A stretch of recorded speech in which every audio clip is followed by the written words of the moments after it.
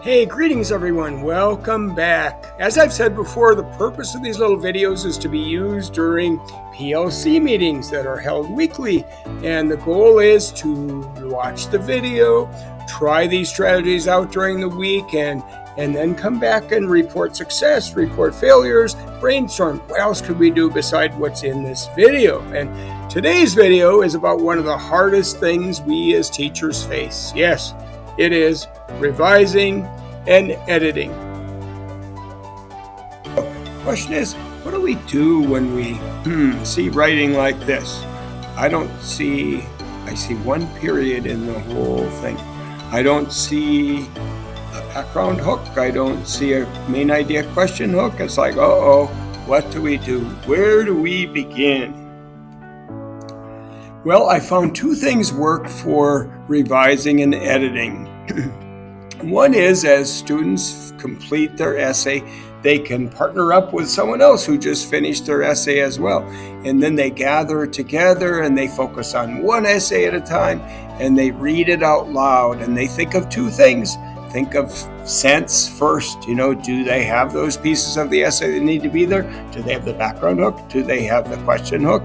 And do they have enough evidence? Do they explain? Do they have their thesis statement? So they look for that first. It's no use fixing up mechanics if your sense isn't there. They fixed up the essay for sense, for all the meaning-centered things. Once they've revised it, then they read it again and they're looking for mechanics. So they're looking, as they read it out loud again, they're looking for capital letters. Do they have all of those in there? And do they have punctuation in the right spot? Do they listen for where they stop? Because that's where you most likely need punctuation.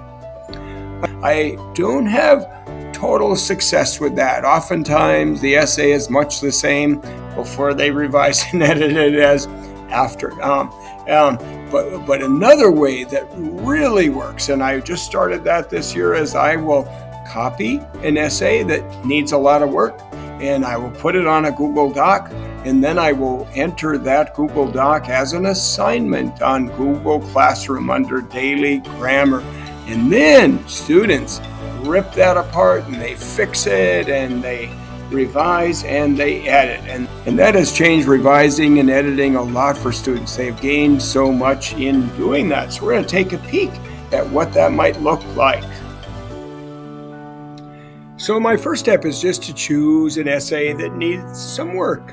Like if we look at this one, there's some good things and there's some classy words like bitter, and they're using a beginning phrase, but they don't have the rest of the sentence to make it be a sentence.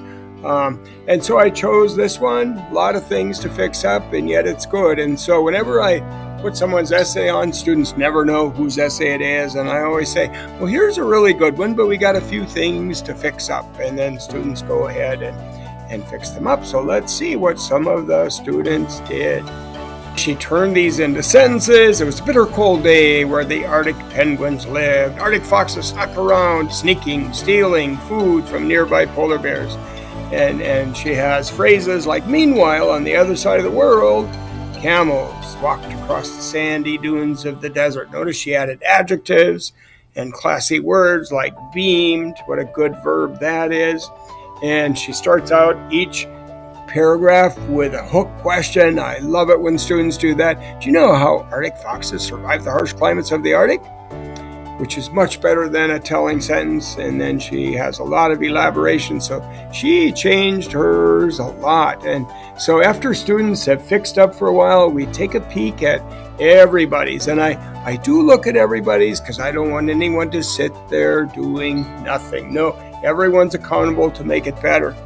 Here's Haley's. It was a bitter day where the Arctic penguins live in the coldest parts of the world. Wow, look how she made those be just beautiful. A beautiful sentence.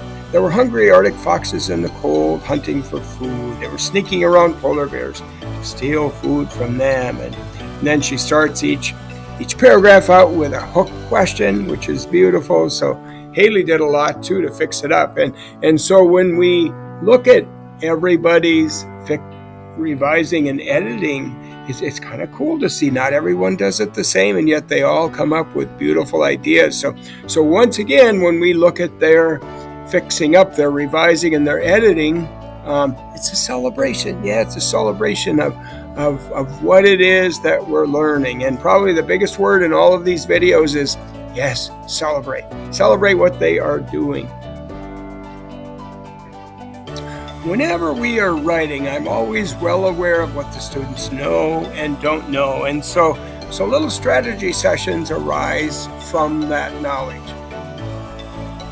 So when we are in the midst of revising, I always know, we're not quite sure what a sentence is. So I actually have a chart like this on the wall. What is a sentence? What is proper sentence structure? Every sentence has two pieces. It has a subject and the predicate. What's the subject? Well, it's the noun. What's the predicate? It's a verb. What else is the subject? Well, it's a someone or something.